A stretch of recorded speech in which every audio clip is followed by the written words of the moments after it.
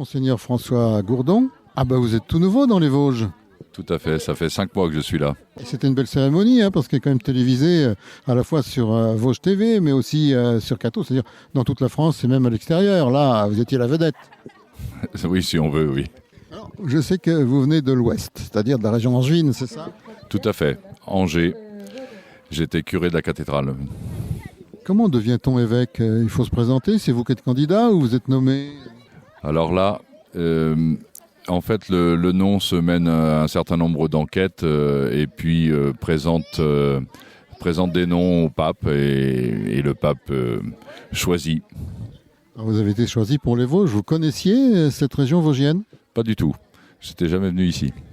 Alors qu'en pensez-vous après quelques mois?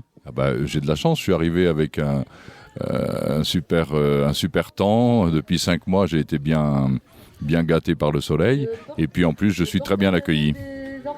Et comment se fait le travail d'un évêque aujourd'hui? Vous gérez quoi? Je vais d'abord à la rencontre des gens, des prêtres en particulier pour commencer. Donc j'apprends à faire leur connaissance, à voir quelles sont les habitudes ici. Et puis au fur et à mesure, je me fais ma petite idée pour aider les uns les autres à mieux vivre leur mission. Ça veut dire que vous reviendrez bientôt dans notre secteur? Ça c'est probable, oui. Parce qu'aujourd'hui, vous rencontrez des jeunes. Alors c'est quoi exactement ce rendez-vous? Alors tous les ans, si j'ai bien compris, depuis 5-6 ans, il y a ce qu'on appelle une école de prière pour les enfants, les collégiens, les lycéens. Et donc c'est bienvenu que l'évêque vienne participer à ce moment-là. À la fois, je suis venu pendant la semaine pour vivre un moment avec eux et puis aujourd'hui pour clôturer la rencontre. Ils y font quoi dans ce rendez-vous? Alors, ils ont un certain nombre de temps d'échange entre eux, de prières, d'initiation catéchétique, et puis évidemment la vie de groupe, la vie ensemble, ça participe aussi de la construction de la personne. Alors, il me semble que l'évêque, c'est aussi la constitution d'une équipe. Vous avez une équipe autour de vous? Alors, j'ai une équipe autour de moi, effectivement. J'ai 2 vicaires généraux.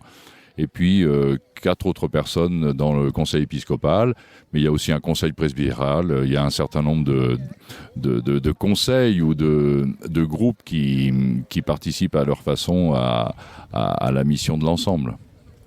Alors l'évêque, vous êtes aussi un peu le responsable de tous les curés de campagne. Il y en a combien dans les Vosges? Alors il y a 45 paroisses dans les Vosges et j'ai 22 curés. Bon, c'est un bon chiffre ou alors c'est un peu léger? Évidemment, si j'avais plus de prêtres, ça serait encore mieux, bien sûr, mais j'ai l'impression que déjà c'est pas mal. Et puis il y a aussi l'entraide avec d'autres diocèses qui envoient des prêtres pour participer à la mission ici.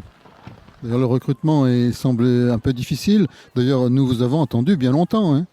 Recrutement difficile peut-être, mais bon, quand je vois tous ces jeunes là qui sont là, bien motivés, je suis plein d'espérance.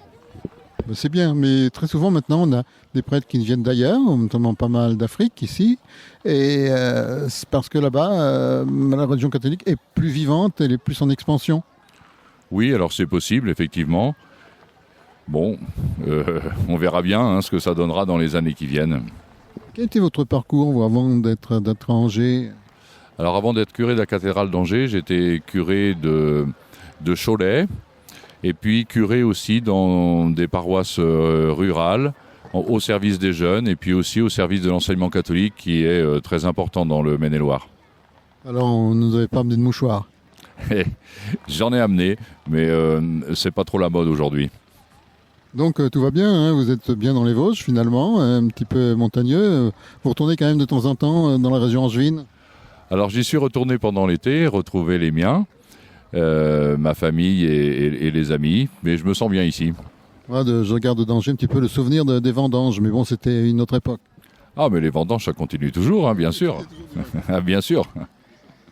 Merci beaucoup pour cet entretien, puis j'espère à très bientôt. C'est ça, merci, au revoir.